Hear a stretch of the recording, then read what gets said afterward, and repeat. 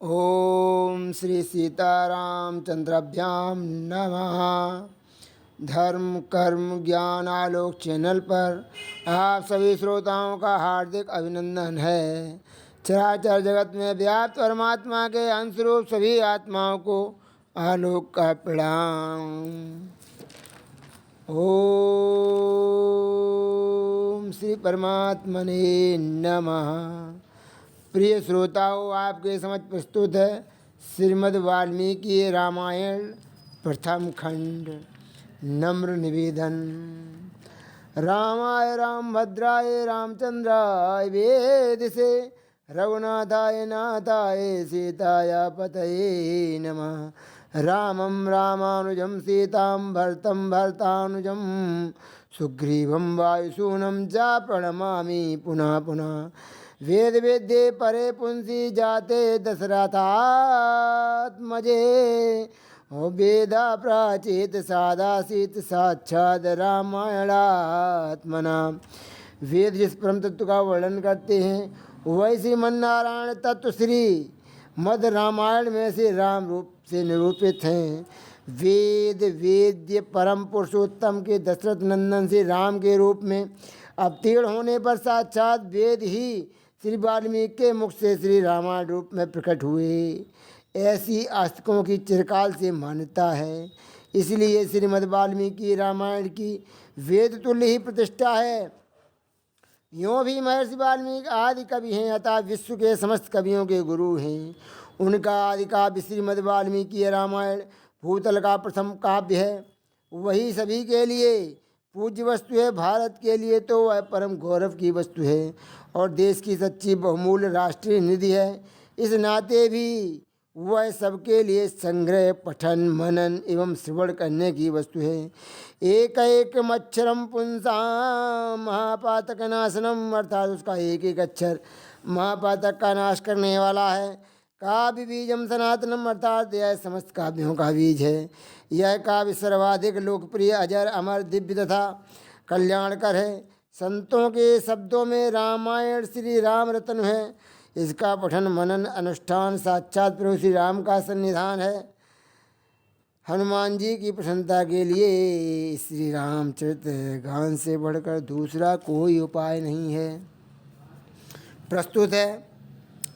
नम्र निवेदन करने के उपरांत हम आपके समक्ष श्रीमद् वाल्मीकि रामायण के प्रत्येक अध्याय को केवल हिंदी में भावार्थ के रूप में प्रस्तुत करेंगे। नंबर 1, श्रीमद् वाल्मीकि रामायण महात्म प्रथमो अध्याय। प्रथम अध्याय के अंतर्गत कलयुग की स्थिति, कलिकाल के मनुष्यों के उद्धार का उपाय, रामायण पाठ, इसकी महिमा, उसके श्रवण के लिए उत्तम काल आदि का वर्णन किया है। प्रथम अध्याय में श्लोक 1 से श्लोक 43 तक का हिंदी में भावार्थ प्रस्तुत है।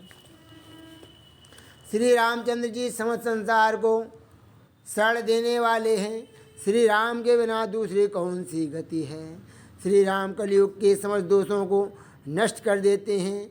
अतः श्री रामचंद्र जी को नमस्कार करना चाहिए। श्री राम से काल रूपी भयंकर सर्प भी डरता है। जगत का सब कुछ भगवान श्री राम के वश में है। श्री राम में मेरी अखंड भक्ति बनी रहे। हे राम, आप ही मेरे आधार हो। चित्रकूट में निवास करने वाली भगवती लक्ष्मी, सीता के आनंद निकेतन और भक्तों को अभय देने वाले परमानंद स्वरूप भगवान श्री रामचंद्र जी को मैं नमस्कार करता हूँ। संपूर्ण जगत के अभीष्ट मनोरथों को सिद्ध करने वाले अथवा सृष्टि पालन एवं संहार के द्वारा जगत की व्यवहारिक सत्ता को सिद्ध करने वाले ब्रह्मा विष्णु और महेश आदि देवता जिनके अभिन्न अंश मात्र हैं, उन परम विशुद्ध सच्चिदानंदमय परमात्मा देव श्री रामचंद्र जी को मैं नमस्कार करता हूँ तथा उन्हीं के भजन चिंतन में मन लगाता हूँ। ऋषियों ने कहा, भगवान आप विद्वान हैं, ज्ञानी हैं। हमने जो कुछ पूछा था वह सब आपने हमें भली भांति बताया है। संसार बंधन में बंधे हुए जीवों के दुख बहुत हैं। इस संसार बंधन का उच्छेद करने वाला कौन है? आपने कहा है कि कलयुग में वेदोक्त मार्ग नष्ट हो जाएंगे। अधर्मपरायण पुरुषों को प्राप्त होने वाली यातनाओं का भी आपने वर्णन किया है। घोर कलयुग आने पर जब हम वेदोक्त मार्ग लुप्त हो जाएंगे, उस समय पाखंड फैल जाएगा। यह बात प्रसिद्ध है। प्रायः सभी लोगों ने ऐसी बात कही है। कलयुग में सभी लोग कामदेव वेदना से पीड़ित है, नाटे शरीर के और लोभी होंगे तथा धर्म और ईश्वर का आश्रय छोड़कर आपस में एक दूसरे पर ही निर्भर रहने वाले होंगे। प्रायः सब लोग थोड़ी आयु और अधिक संतान वाले होंगे। उस युग की स्त्रियां अपने ही शरीर के पोषण में तत्परता और वेश्याओं के समान आचरण में प्रवृत्त होंगी। वे अपने पति की आज्ञा का अनादर करके सदा दूसरों के घर आया जाया करेंगी। दुराचारी पुरुषों से मिलने की सदैव अभिलाषा करेंगी। उत्तम कुल की स्त्रियां भी पर पुरुषों के निकट ओछी बातें करने वाली होंगी, कठोर और सत्य बोलेंगी और शरीर को शुद्ध और सुसंस्कृत बनाए रखने के सद्गुणों से वंचित होंगी। कलयुग में अधिकांश स्त्रियां वाचाल व्यर्थ बकवास करने वाली होंगी। इच्छा से जीवन निर्वाह करने वाले सन्यासी भी मित्र आदि के स्नेह संबंध में बंधे रहने वाले होंगे। वे भोजन के लिए चिंतित होने के कारण लोभ व शिष्यों का संग्रह करेंगे। स्त्रियां दोनों हाथों से सिर खुजलाती हुई गृहपति की आज्ञा का जानबूझकर उल्लंघन करेंगी। जब ब्राह्मण पाखंडी लोगों के साथ रहकर पाखंड पूर्ण बातें करने लगे, तब जानना चाहिए कि कलयुग खूब बढ़ गया है। ब्राह्मण इस प्रकार घोर कलयुग आने पर सदा पापान रहने के कारण जिनका अंतःकरण शुद्ध नहीं हो सकेगा, उन लोगों की मुक्ति कैसे होगी? धर्मात्माओं में सेठ सर्वज्ञ सूत जी देवाधिदेव देवेश्वर जगत गुरु भगवान श्री रामचंद्र जी जिस प्रकार संतुष्ट हो वह उपाय में बताइए। मुनश्रेष्ठ सूत जी, इन सारी बातों पर आप पूर्ण रूप से प्रकाश डालिए। आपके वचनामृत का पान करने से किसको संतोष नहीं होता है? सूत जी ने कहा, मुनिवरों, आप सब लोग सुनिए। आपको जो सुनना है अभीष्ट है मैं बताता हूँ। महात्मा नारद जी ने संत कुमार को जिस रामायण नामक महाकाव्य का गान सुनाया था, वह समस्त पापों का नाश और दुष्ट ग्रहों की बाधा का निवारण करने वाला है। वह संपूर्ण वेदोक्त पदार्थों की संपत्ति के अनुकूल है। वह संपूर्ण वेदार्थों की सम्मत के अनुकूल है। उससे समस्त दुस्वप्नों का नाश हो जाता है। वह धन्यवाद के योग तथा भोग और मोक्ष रूप फल प्रदान करने वाला है। उसमें भगवान श्री रामचंद्र जी की लीला कथा का वर्णन है। वह काव्य अपने पाठक और श्रोताओं के लिए समस्त कल्याण व सिद्धियों को देने वाला है। धर्म अर्थ काम और मोक्ष इन चारों पुरुषार्थों का साधक है, महान फल देने वाला है। यह पूर्व काव्य पूर्णमय फल प्रदान करने की शक्ति रखता है। आप लोग एकाग्रचित्त होकर इसे श्रवण करें। महान पातकों अथवा संपूर्ण पातकों से युक्त मनुष्य भी उस ऋषपीड़ित दिव्य काव्य का श्रवण करने से शुद्धि अथवा सिद्धि प्राप्त कर लेता है।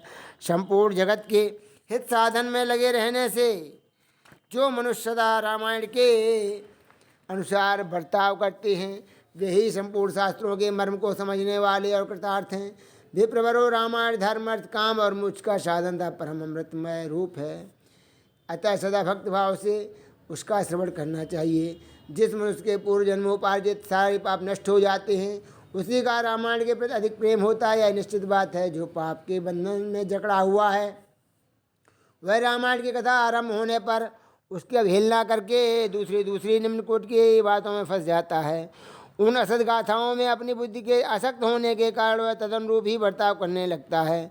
इसलिए द्विजेंद्रगढ़, आप लोग रामायण नामक परम पुण्यदायक उत्तम काव्य का श्रवण करें, जिसके सुनने से जन्म जरा और मृत्यु के भय का नाश हो जाता है तथा श्रवण करने वाला मनुष्य पाप दोष से रहित हो अच्युत स्वरूप हो जाता है। रामायण काव्य अत्यंत उत्तम, वर्णी और मनोवांछित वर देने वाला है। वह उसका पाठ और श्रवण करने वाले समस्त जगत को शीघ्र ही संसार सागर से पार कर देता है। उस आदि काव्य को सुनकर मनुष्य श्री रामचंद्र जी के परम पद को प्राप्त कर लेता है। जो ब्रह्मा, रुद्र और विष्णु नामक भिन्न भिन्न रूप धारण करके विश्व की सृष्टि संहार और पालन करते हैं, उन आदिदेव परमोत्कृष्ट परमात्मा श्री रामचंद्र जी को अपने हृदय मंदिर में स्थापित करके मनुष्य मोक्ष का भागी होता है। जो नाम तथा जाति आदि विकल्पों से रहित कार्यकारण से परे सर्वोत्कृष्ट वेदांत शास्त्र के द्वारा जानने योग्य अपने ही प्रकाश से प्रकाशित होने वाला है, परमात्मा है, उसका समस्त वेदों और पुराणों के द्वारा साक्षात्कार होता है। इस रामायण के अनुशीलन से भी उसी की प्राप्ति होती है। विप्रवरु कार्तिक माघ और चैत्र मास के शुक्ल पक्ष में 9 दिनों में रामायण की अमृतमयी कथा का श्रवण करना चाहिए। जो इस प्रकार श्री रामचंद्र जी के मंगलमय चरित्र का श्रवण करता है, वैसे लोक और परलोक में भी अपनी समस्त उत्तम कामनाओं को प्राप्त कर लेता है।